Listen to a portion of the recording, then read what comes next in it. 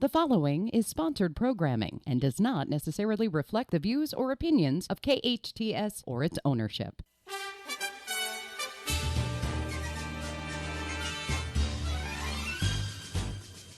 Does God want a separation of church and state? Should Christians be voting biblical principles?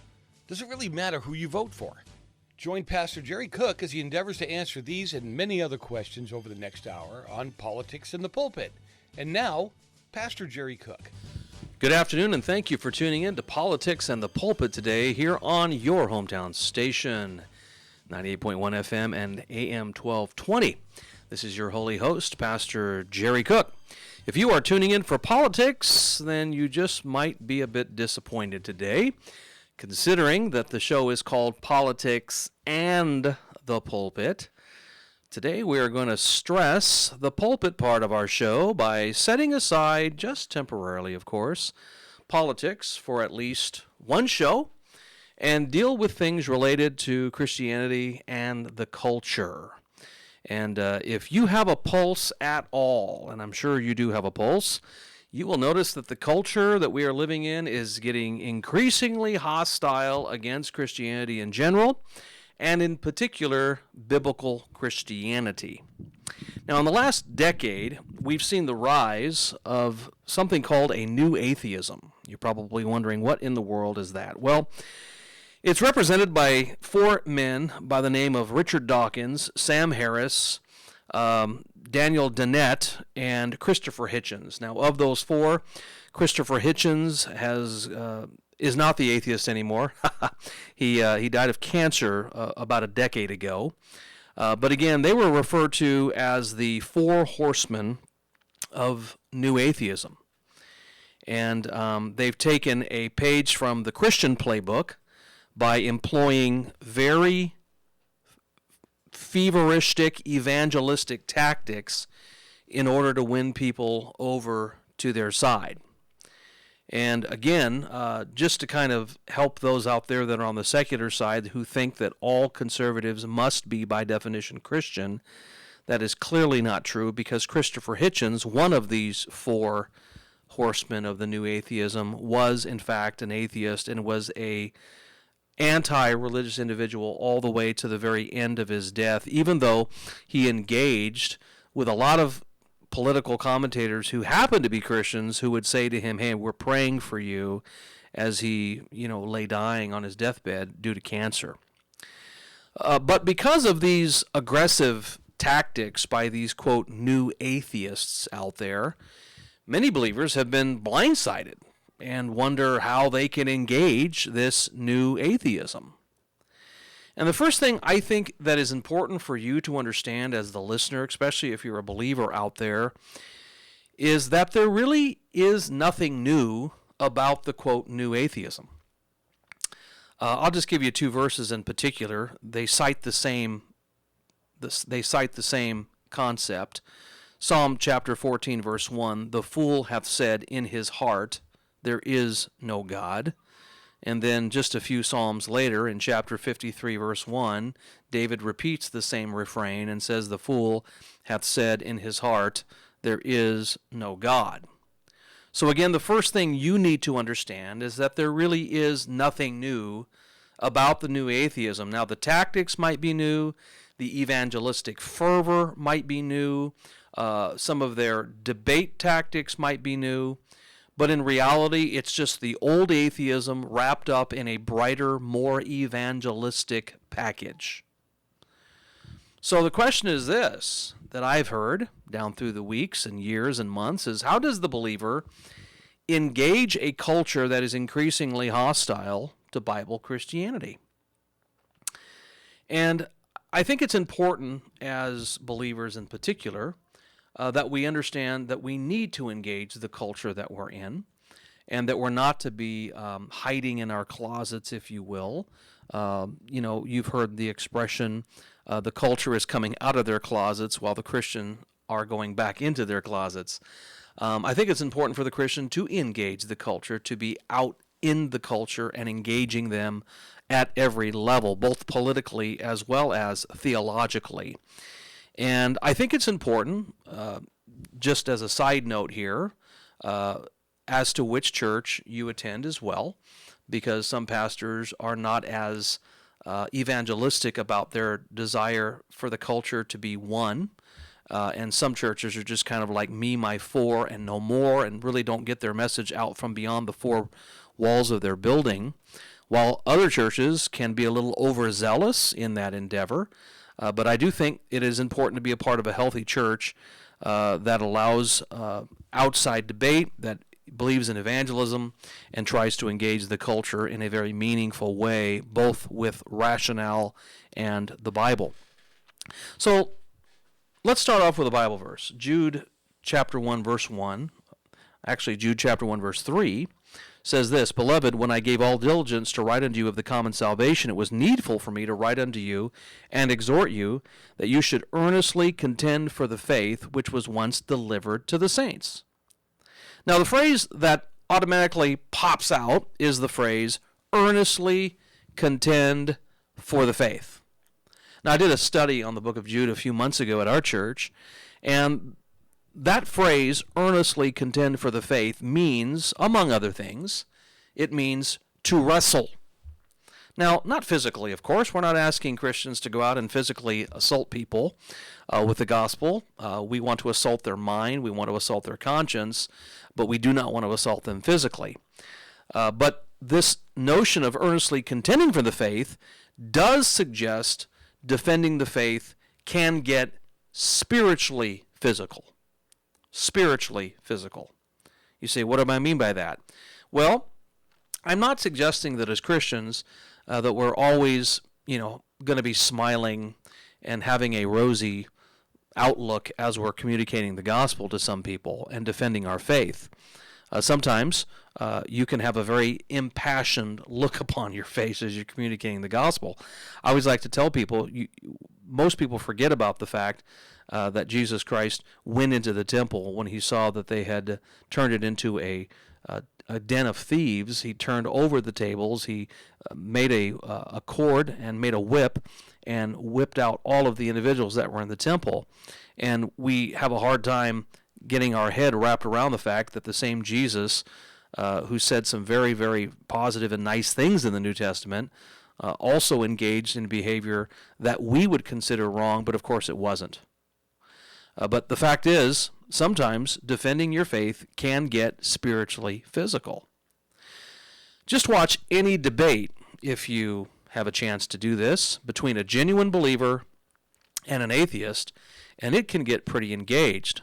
I've got a clip here that I want you to listen to. It's a little over a minute long, but I want to provide some context. This is put out by Living Waters Ministries. Ray Comfort is the evangelist, and he's right here in Southern California, and he usually goes out to the Huntington Beach Pier and will do some open-air preaching out there. And he was known years ago on what is called the Way of the Master, and a very 21st century way of engaging the culture with the law of God. And you'll remember Ray would ask questions like, hey, are you a sinner?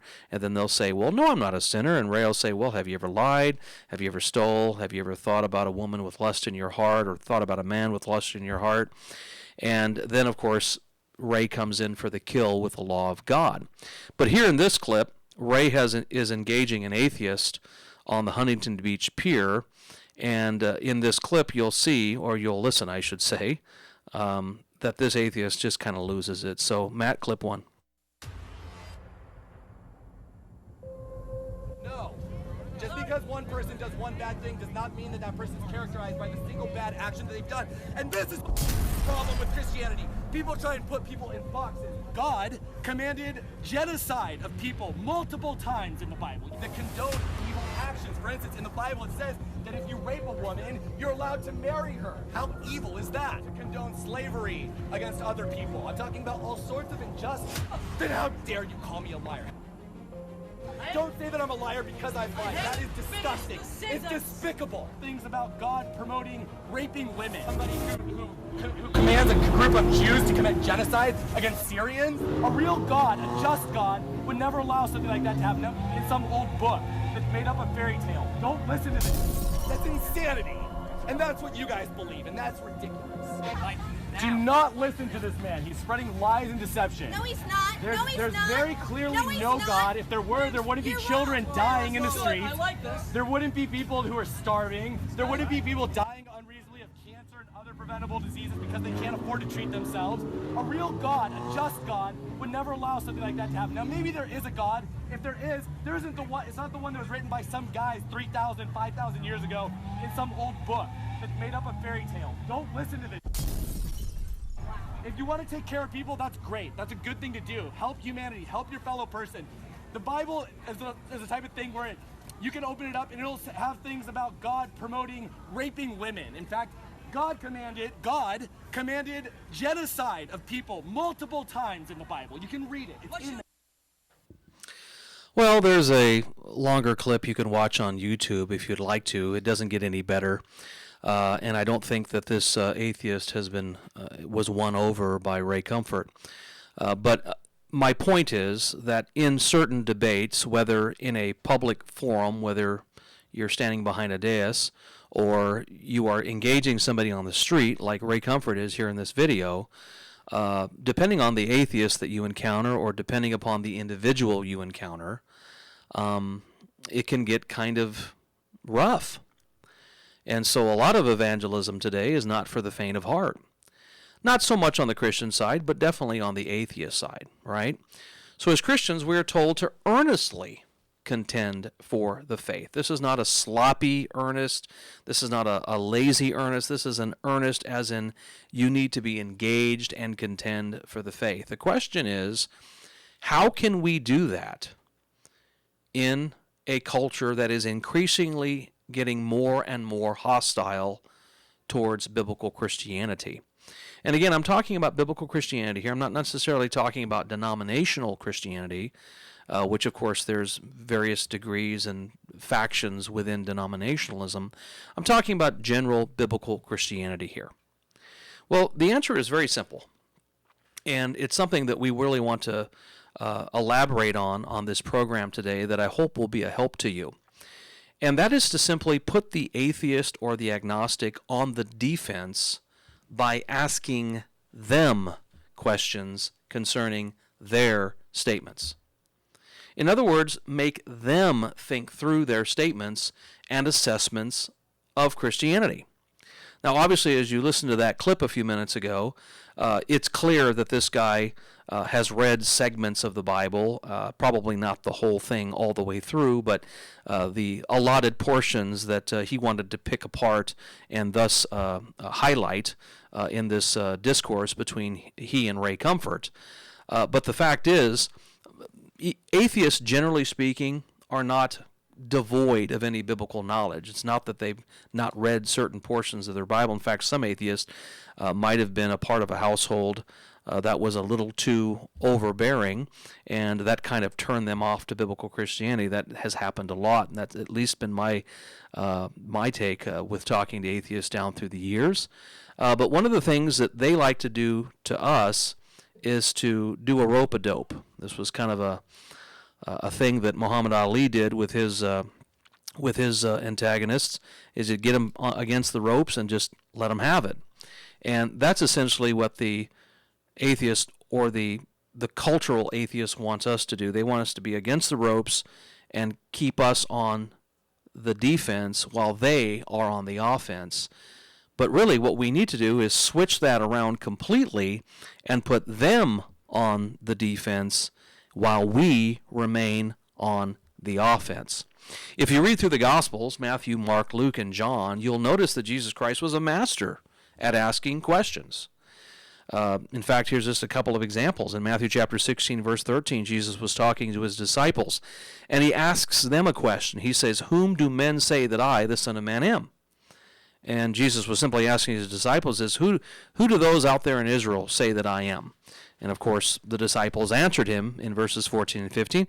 And then in verse 18, Jesus says this of Matthew chapter 16, verse 18, "But whom say ye that I am?" And he gets real personal with his disciples and says, "Hey, you've kind of been with me for 3 years. Who do you think that I am?" If you Google Jesus questions, you will get verses after verse of Jesus asking questions and putting the other guy on the spot. Again, just put Jesus questions into a Google, your Google search, and you will find question after question that Jesus asks of people. Some of them open-ended, some of them rhetorical, but he asks questions. Years ago, I went to a Bible conference here locally, and somebody said this, and this statement stuck with me.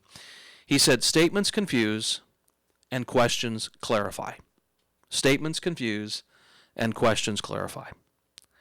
Now, that stuck with me for all these years. I think that was back in 2001, right before I had the privilege of starting Freedom's Way Baptist Church, and that statement has stuck with me all these years. Questions have a clarifying effect on the one who asks the initial question. In other words, if a statement is made, then you need to ask a clarifying question. In other words, what do you mean by that? And in just a few moments, we're going to engage in some of those statements that are meant to confuse, and then we are going to then try to clarify by asking questions. Questions can convict by their very nature. When I was growing up and I did something wrong, I remember my mom would ask the question, Jerry, did you do that? And whether she knew it or not, the question by itself was a conviction to me because it put me on the spot. I needed to either answer the question correctly or I could lie. Obviously, there's two alternatives, right? Usually, I would tell the truth. Sometimes I would lie, but she'd find out anyway. But questions have this ability to convict you. Questions can identify. A question can identify. Does that person have blue eyes? Does this person have black hair, or was this person bald? Questions can identify. It can kind of paint a picture of what you're trying to see. Questions can clarify. And that's one of the things that we want to engage in here after the break, is to ask these clarifying questions of what these statements actually mean. Because sometimes when a statement is made to a believer, it is meant to shut you down so you don't pursue any further line of questioning or get so stuck on the statement itself that you feel like there is no way to really answer the statement. And so again, it's meant to shut you down. So questions can clarify, they can identify, they can convict, and questions have that kind of effect on people. And one of the things that this culture is trying to do is, on the one hand, there's one side of the woke culture that doesn't like any kind of questions at all, and that's both politically as well as religiously. They don't want any questions about what they believe. They don't want anything about what they believe questioned. And so there's one side of woke culture that doesn't want and doesn't believe in any kind of questions unless, of course, they're questioning. And then there's the side that says, hey, let's talk, let's engage, let's have a conversation.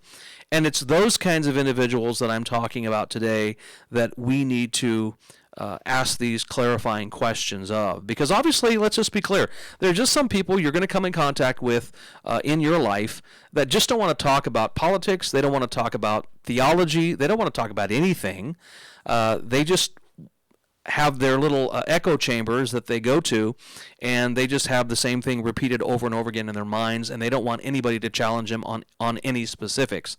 So it's very possible that you need to understand, and you need to be good at identifying those particular individuals who you're not going to make any headway with. Just not any headway at all. But sometimes you're going to find somebody that is going to want to engage on a political level, want to engage on a theological level, and then you're going to be able to employ some of these tactics that we're going to talk about here on the other side of the break. So when we come back on Politics in the Pulpit, I like to run through several statements made by the culture at large, by those who may be considered hostile to biblical Christianity, but by asking clarifying questions back at them, we then place the burden of proof on the one making the statement. So when we come back on Politics in the Pulpit here on your hometown station, we'll get into those clarifying questions, and hopefully some of these statements that have been made are some statements that you have actually run up against, and hopefully we'll give you the ammo to be able to answer them. You're listening again to Politics in the Pulpit on your hometown station here on 98.1 FM and AM 1220. We'll catch you in just a few minutes. Hometown, your hometown station.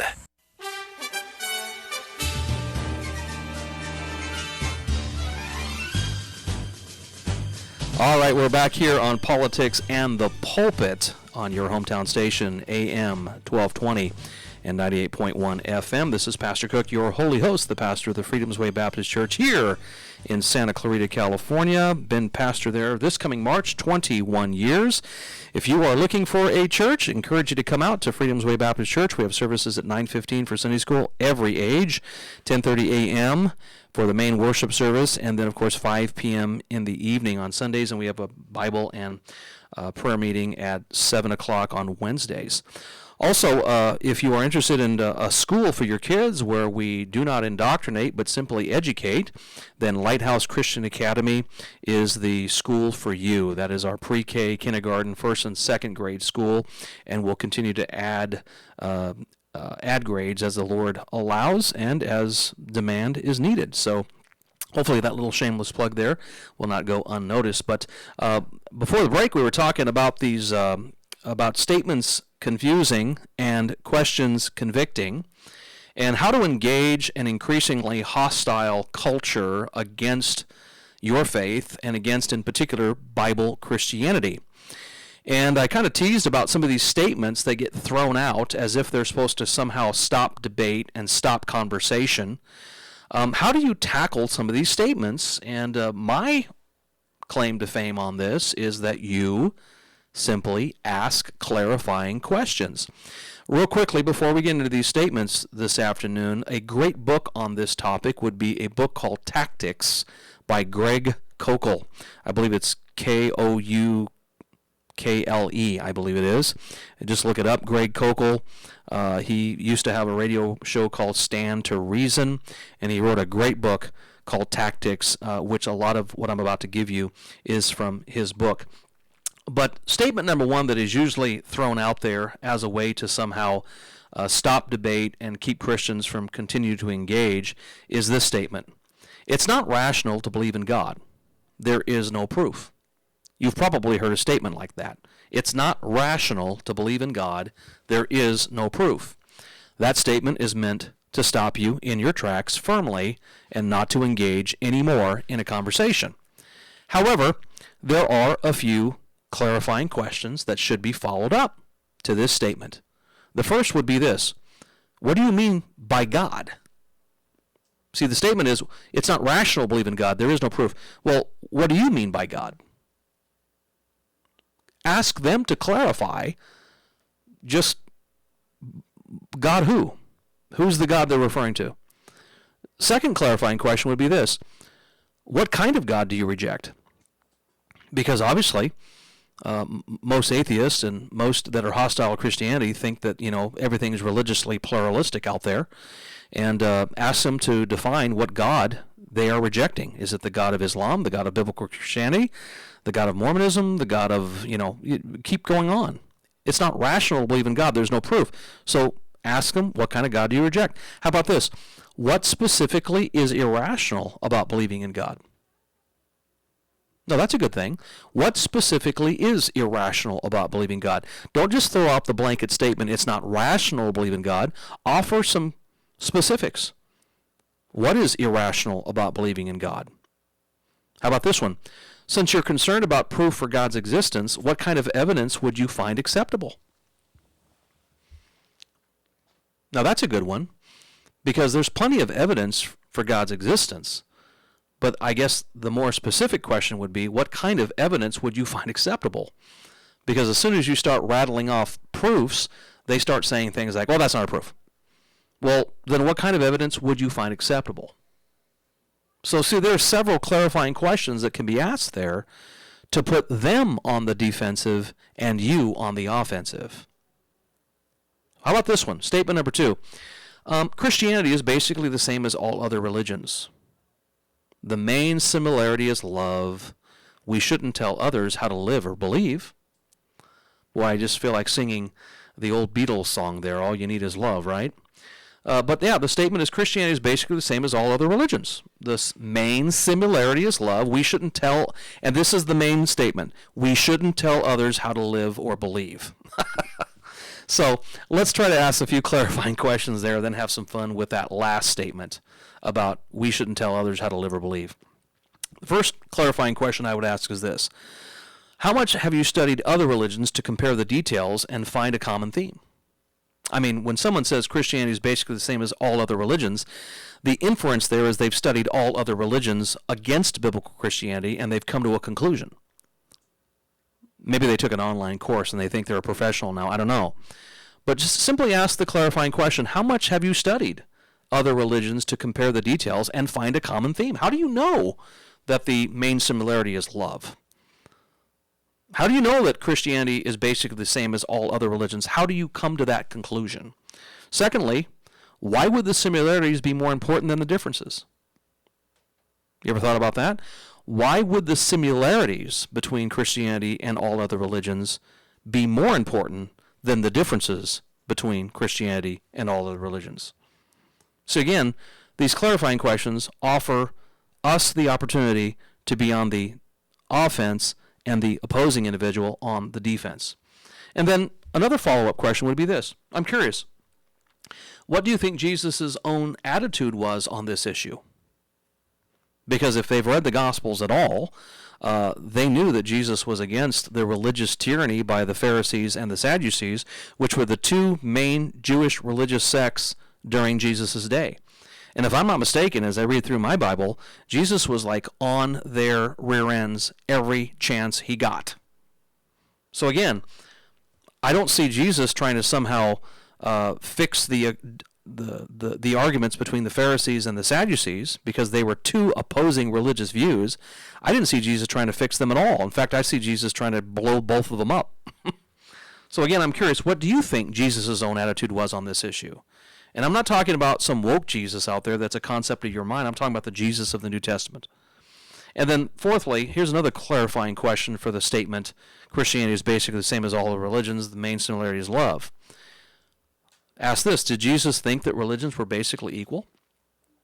Did Jesus think that religions were basically equal? I don't see any place in the Bible, specifically in the Gospels, detailing Christ's life on the earth, that Jesus found that religions were basically equal. That's something that you might believe in your heart, in your mind. That's something that maybe your college professor taught you, but that is not something that Jesus taught specifically. There isn't any place in the New Testament where Jesus thought or taught that religions were basically equal. And by the way, the last statement that is made is we shouldn't tell others how to live or believe. Now, isn't that a crock? Because that's every culture. So here's a follow-up question to this statement of we shouldn't tell others how to live or believe. The follow-up question should be this. Isn't telling people to love one another just another way of telling them how they should live and believe? I mean, doesn't an atheist really want you to believe like they do? Doesn't a hostile individual who's on the left or progressive want you to basically adopt what they believe?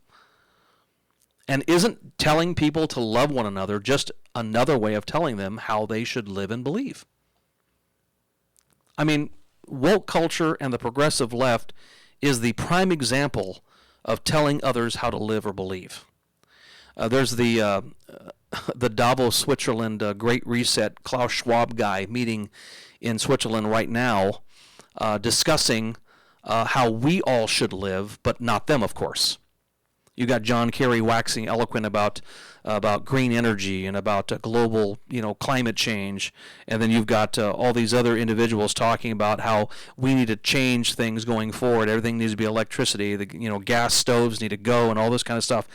It's amazing how these elites tell us how to live and what to believe, but they themselves do not employ either tactic. So again, isn't telling people to love one another just another way of telling them how they should live and believe? How about this statement? You can't take the Bible too seriously because, after all, it was written by men and men make mistakes. And again, this is a statement meant to silence you. It's meant to kind of put the kibosh on the debate. How dare you bring this stuff up? Here's a statement that's going to shut you up. Well, I got some clarifying questions for that. One of the first questions I would ask is, do you have books in your library? I'm sure everybody has books in their library. And the next follow-up question, which would be logical, which would be, were those books written by men? And did you find any truth in them? Isn't that interesting? Is there a reason you think the Bible is less truthful or less reliable than any other books you own? And if so, why? Furthermore, do people always make mistakes in what they write? And furthermore, do you think if God exists, that he would be capable of using humans to write down exactly what he wanted them to write? I mean, let's just entertain that for a moment. Let's just say God exists in your own fertile imagination. I know you're an atheist, perhaps you're listening, but let's just say for a moment God exists. If that all-powerful, all-knowing, all-loving God did exist, wouldn't he be capable enough of using humans to write down exactly what he wanted them to write down? And do so without mistakes? And if not, why not? So again, these guys that make statements like, well, you can't take the Bible too seriously because after all, it was written by men and men make mistakes. Well, I don't know of a book that wasn't written by men. Now, there are some caveats about the men who wrote the Bible. If you read 1 Peter, it says that there were holy men of God moved by the Holy Ghost. And of course, that's a topic for another day. But the fact is, if you're a Bible-believing Christian, you look at the Bible as God's Word. And you don't look at Charles Darwin as something written and inspired by God. But yet, evolutionists have taken Darwin and made him a holy man, whereas we as Christians, of course, subscribe to the Word of God. What about this statement? It's wrong to force your views on other people. You can't legislate morality. Christians involved in politics violate the separation of church and state. Man, I'm a professional at this, man. I just cannot believe how people still make that ignoramus statement in light of all the information that is accessible to them in the 21st century. But still, people still make that statement, separation of church and state, with a straight face. And the statement is meant to somehow silence the Christian or silence the preacher from being able to have an opinion behind the pulpit, or even outside of the pulpit for that matter. There are people that object to me even sitting here behind a microphone in a radio station outside of the context of my church. There are people that actually object to that. I cannot have a view. So that's why they throw out this statement. It's wrong to force your views on other people. You can't legislate morality. Well, I guess I have a few follow-up questions for that. The first question would be, do you vote? And when you vote for someone, are you expecting your preferred candidate to pass laws that reflect your own point of view? I mean, that makes sense, doesn't it? I mean, when you vote for someone, are you expecting your preferred candidate to pass laws that reflect your own personal point of view? I'm assuming you're voting for the guy that's Green Party because, well, that reflects more of your personal views. You're a libertarian, and you're going to vote for the libertarian candidate because he reflects or she reflects your personal point of view. And you want that point of view to be passed on through legislation, don't you? Well, of course you do. How hypocritical for some statements to say it's wrong to force your views on other people. That's exactly what we do all the time. And wouldn't that essentially be forcing your views on others when you vote for the individual that holds your view as opposed to somebody else? How about this? Is it your view that only non-religious people should be allowed to vote and to participate in politics? I mean, if the statement, it's wrong to force your views on other people, and Christians involved in politics violate the separation of church and state, I guess the logical question should be, is it your view that only non-religious people should be allowed to vote and to participate in politics? Now, I guarantee you there are some people on the extreme left that really believe that, but they don't say it out loud, or maybe they kind of slip it out every once in a while. I'm sure in their coffee time between each other's, having their coffee at Sambo's, that they probably talk about that. Here's another follow-up question. Where specifically in the Constitution are religious people excluded from the political process? I'd like to see that. I'd like to see the statement. I'd like to see the amendment. I'd like to see the bill where it says specifically that religious people are excluded from the political process, because if I'm not mistaken, just about 95% of the Founding Fathers were all religious, and I don't mean like denominationally religious, I mean Christianity. How about this one? Can you provide me an example of legislation that does not have some moral element to it? Now think about that. Provide me some example of legislation that does not have some moral element to it. I mean, if you're pro-abortion and you want abortion to be legal, doesn't that have a moral element to it? Isn't there a moral dilemma there? You say, well, no, it's just a blob of goo and it's just coming out of a woman's belly. No, there's good scientific consensus out there of the scientists you don't want to listen to that actually say there's a life that's being ended there and terminated. But you don't want to engage in that because you'd rather put your hands over your eyes and pretend it doesn't exist. So again, provide me an example of legislation on either side of the political aisle that does not have some moral element to it. So when people say it's wrong to force your views on other people, you can't legislate morality, Christians involved in politics violate the separation of church and state, they're really just trying to end a debate there in a very deceitful way, because in reality, if you offer follow-up questions or what I like to call clarifying questions, you will find that their statement is actually quite vapid. And if you want to look that up in Google, that just means empty. All right? So you see, folks, with each of these questions, I've placed the burden of proof squarely on the one making the statements. Asking questions enables you to escape the charge of you're twisting my words. Isn't that essentially what these guys always say? If you ask a follow-up question, instead of making a statement about a statement, now listen closely, stop making statements about a statement. That's why it's important to ask a question about the statement, because then you will escape the charge of, you're just twisting my words. That is the famous statement or mantra of the left or somebody that has absolutely no way of arguing. They always like to claim, you're twisting my words. But a question is a request for clarification, specifically so that you don't twist their words. See, that's what you want. You don't want to twist their words. You want to specifically represent them correctly. You want to represent what they're saying in their statement.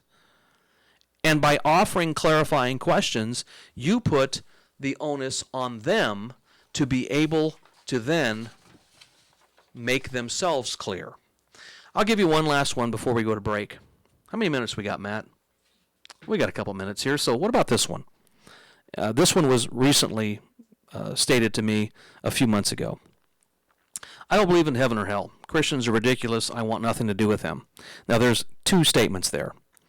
The first is, I don't believe in heaven and hell, which, by the way, is completely free country. You don't have to believe in heaven or hell. And then the follow-up statement is, Christians are ridiculous. I want nothing to do with them. That's more of a personal thing. Well, let's take these statements one at a time.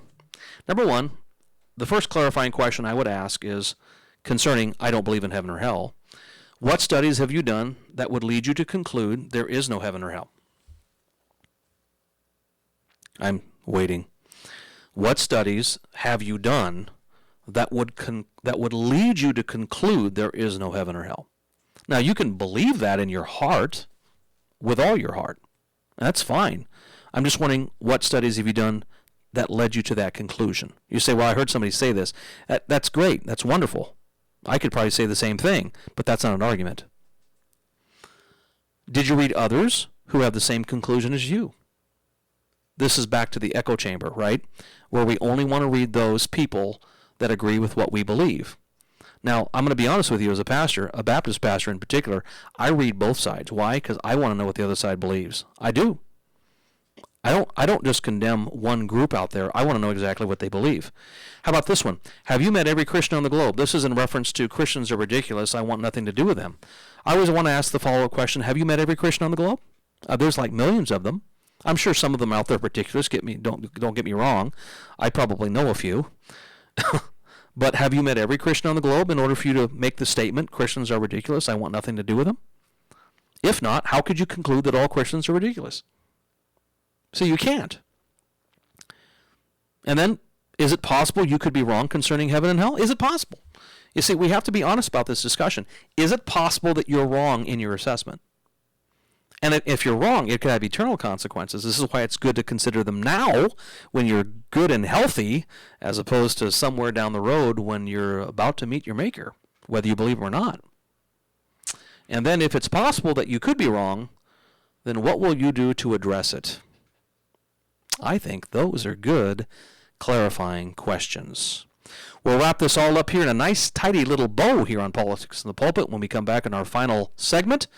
You're listening to your hometown station, AM 1220 and 98.1 FM. It's like no other station I've ever listened to. It's great. Your hometown station.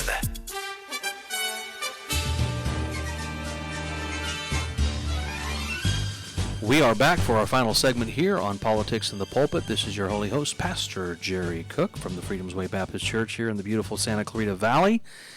And just wanted to kind of follow up on these clarifying questions.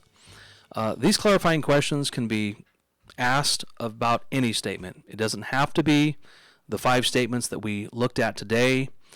It could be any statement that is thrown your way. And this can work both politically, in the political arena, and in the theological arena, depending on who is asking the questions. So, or who's making the statement, I should say. So just ask these clarifying questions. Don't react, because that's essentially what they want you to do. The statement is meant for you to either close the debate or react to it in a way that's going to basically make you look bad. And just simply take a quick breath and say, all right, what are my clarifying questions here? And then simply ask questions and put the opposite individual on the defensive while you remain on the offensive. This coming Wednesday, we are going to have creation research scientist Russ Miller on for the show. We're going to be promoting not only the services that he'll be hosting at Freedom's Way Baptist Church on January 29th, but we'll be talking about Darwinian evolution, dinosaurs, Noah's Ark, and things of that nature, so you don't want to miss next Wednesday's broadcast. And then we'll be promoting those services on January 29th at Freedom's Way Baptist Church. If you'd like to attend, they'll be at 9:15, 10:30 a.m., and 5 p.m. Check us out on the website, freedomswaybaptistchurch.com. That's freedoms with an S. Or you could find us on Facebook as well. And I hope today we encourage you with some of these statements and the clarifying questions. Get out there and earnestly contend for the faith once delivered to the saints. This is your holy host saying thank you for tuning in to Politics in the Pulpit today. We'll catch you next week here on your hometown station, AM 1220 and FM 98.1. Take care.